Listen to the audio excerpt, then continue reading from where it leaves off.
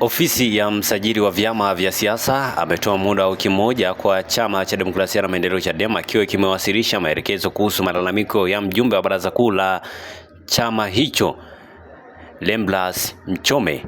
Mchome aliwasilisha malalamiko kwa msajili wa vyama akilalamikia kikao cha baraza kuu taifa kilichofanyika Januari 22, 2025 kwamba kilikuwa batili kwa sababu hakikutimiza masharti ya katiba ili kuwa kikao halali.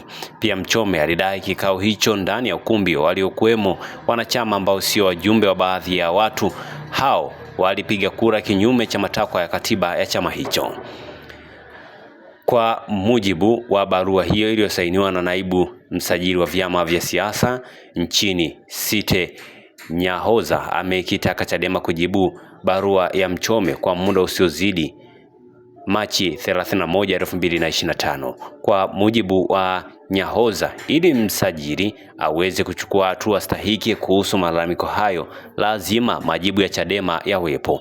Leo Jumatatu, Machi 24, 2025, akizungumza hatua itakayofikiwa dhidi ya malalamiko ya Mchome, Nyahoza amesema tayari tumeiandikia barua Chadema kuanzia leo walete maelezo. Utaratibu ni kwamba ukilalamikiwa ukapewa barua na wewe ujibu. Tumewapa majibu na wajibu hadi Machi 31 na Mchome tutampatia nakala.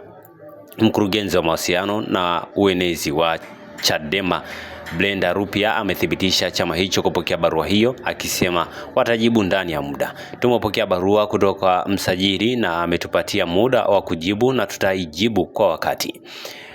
Anacholalamika Mchome ni kwamba malalamiko ya Mchome kwa Chadema ni kupinga uteuzi wa viongozi wa juu wa wajumbe wa kamati kuu uliofanywa na mwenyekiti wa Chadema Taifa Tundu Antipas Lissu Januari 22, 2025, akidai umekiuka katiba ya chama hicho. Mchome katika barua yake malalamika uteuzi wa vigogo wa chama hicho: katibu mkuu John Mnyika, Amani Gorugwa naibu katibu mkuu bara, na Ali Ibrahim Juma naibu katibu mkuu Zanzibar, akidai waliidhinishwa bila akidi ya kikao cha baraza kuu kutimia.